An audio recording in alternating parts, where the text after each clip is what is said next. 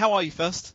Oh, me? Yeah, I'm Yeah, great. I'm great. Yeah, thanks for putting up with the time zone thing and the it's Skype thing and everything else. it's I cool. appreciate it. It's cool. How was New York Comic Con? It was great. New York Comic Con was tremendous fun. It was get to see people. It's the first time I've been to New York Comic Con. It's obviously an up and coming con. It's getting bigger and bigger. It pretty much while you're on the floor was indistinguishable from say San Diego Comic Con in terms of craziness.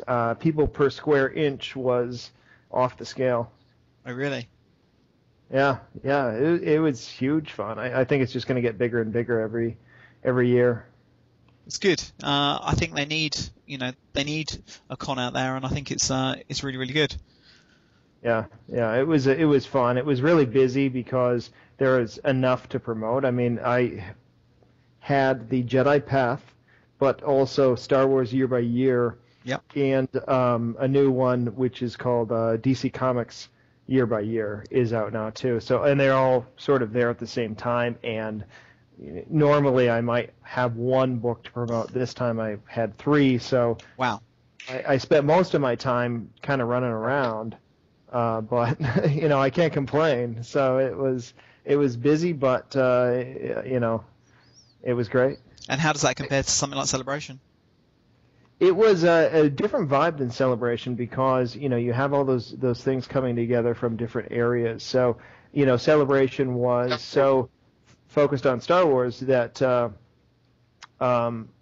you kind of view that through that prism, and then when you go to something like New York Comic Con or San Diego Comic Con, and Star Wars is there, it's obviously very important, but you've got, at New York, they didn't have, even at San Diego, Lucasfilm has a Star Wars pavilion that's sort of a Star Wars area. At New York, they didn't have that. So, Star Wars is kind of there, but it's not center stage. You've got gaming, you've got anime, you've got comics. Obviously, DC and Marvel still have editorial offices there, so that it's kind of they're the 800-pound gorillas on the block. When in something at Celebration where I had seen both of you guys, they're the only show in town. Oh, right. Okay. Yeah. And how were the books received? Were you surprised by the reception, or I mean, it's given what you've done in the past and how well they've gone down. How did these books fare? Well, the thing that's so unique about it is the two books that I was promoting, the DK books, were Star Wars Year by Year and DC Comics Year by Year. And what I keep saying about books like that is they keep becoming more and more like coffee table books. Every book that I get involved with becomes more and more like a coffee table book, as in it's hardcover, it's put together really well, it's well designed, it has great images and that, because publishing, seems to be going, either it's something that you could get on an e-reader or online, or it's something that you really want as a physical, tangible artifact, and those books are definitely toward the latter. You really want to have it on your bookshelf or have it open that you can kind of page through. And then sort of the Jedi Path is that even more.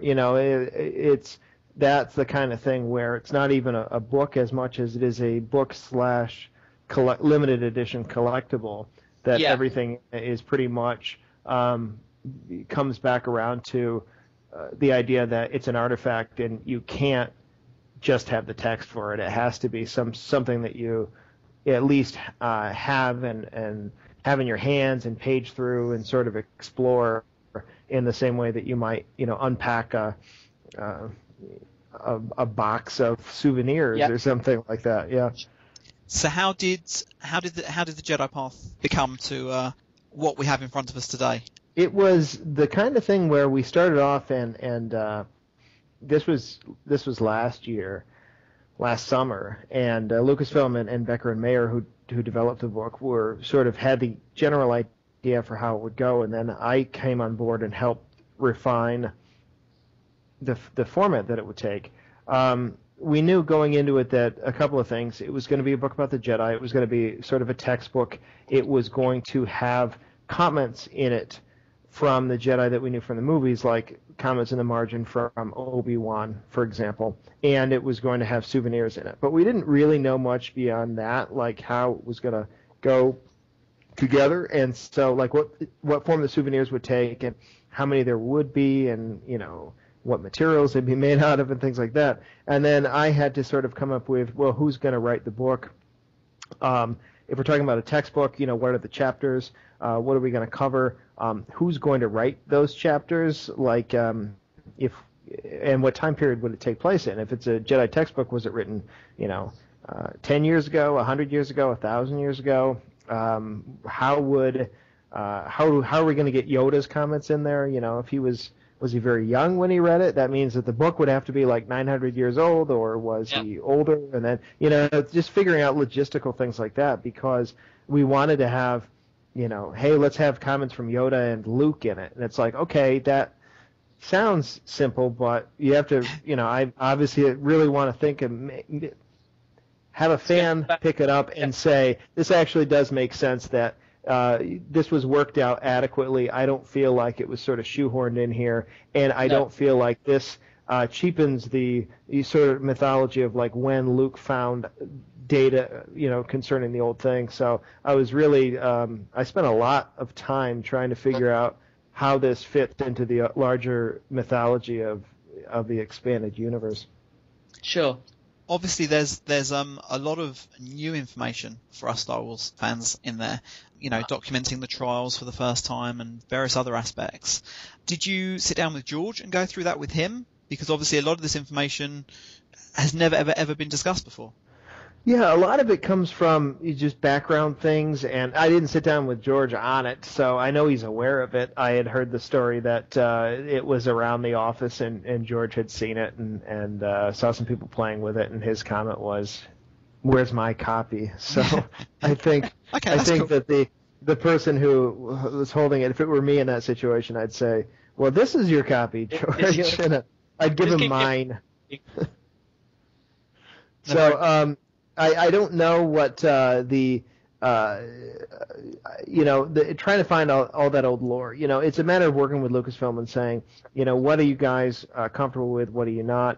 I've written enough Star Wars stuff in terms of guides and encyclopedias and that I think I have a fairly good sense for what will fly and what won't. So when I do something like this, I want to create something new. I don't want people to pick it up and be like, oh yeah, I've read all this before. It's just a rehash of, the Wikipedia article about the Jedi, and they just put their name on it, or it's just the essential guide to the Force. It's just rehashed, and I don't want that to happen. But at the same time, I think I know what Lucasfilm might go for and what they might not. So I'm not going to go in and say, when Yoda was young, he did blah blah blah, and go off on some elaborate stuff that is probably going to get either not approved or overturned, 5 years down the road. So Sure. Yeah. It's a matter of finding, what points in the timeline are explorable, and what can we say about the Jedi during that time frame, and really try to get into it. A lot of the stuff that I think I had the most fun doing for this book, that is kind of new, was sort of writing from the Jedi point of view and explaining their philosophy, because I kind of got under the skin a little bit, like, why would they believe these things to be true, and therefore I could make the argument from their POV, but at the same time I could kind of look at it from the other point of view and say why maybe that argument was misguided or incomplete, because they clearly are not infallible. The Jedi make enough mistakes in the movie and questionable decisions in the movies that you can see the handwriting on the wall that they're kind of destined for destruction, and that's exactly what happens. And when Luke sort of rebuilds them, he kind of uses a new template. Yeah, learning from past mistakes.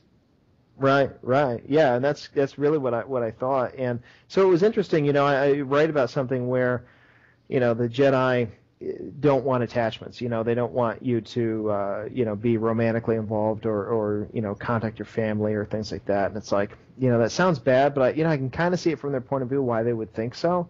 But at the same time, I can obviously see from the other point of view why people would think that was very bad.